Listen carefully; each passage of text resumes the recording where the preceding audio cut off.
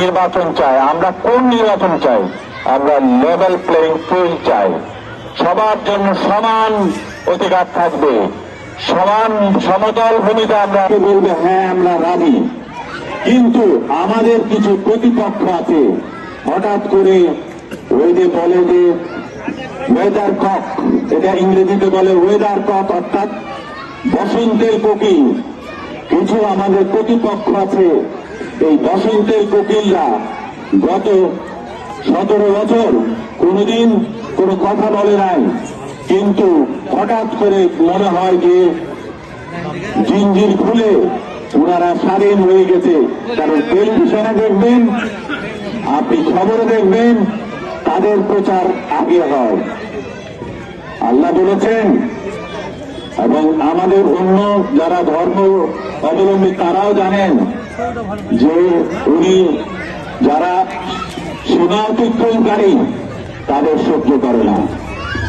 যেমন স্বৈরাচার সরকার সীমা অতিক্রম করেছিল, যার জন্য উনি স্বয়ং নিজে এসে আমাদের মাঝে বীজ অঙ্কুরিত করে এই স্বৈরাচার সরকারকে বিতাড়িত করেছিল।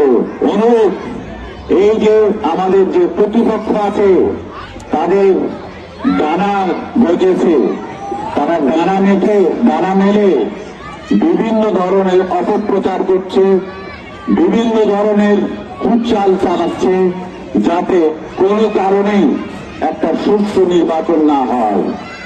সুষ্ঠু নির্বাচন হলে তো যেদিন রেজাল্ট হবে তারপরের দিন থেকে তো তাদের চেহারা আর দেখা যাবে না, টেলিভিশনও দেখতে পাবে না, মাঠেও দেখতে পাবেন না।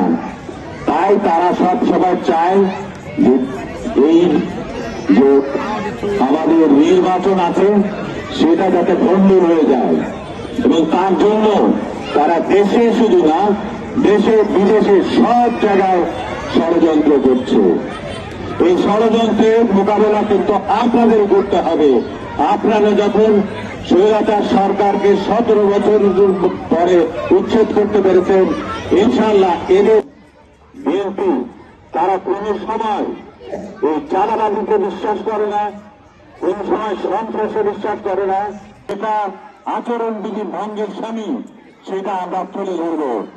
আমরা আর কোন ছাড় দিতে রাজি না।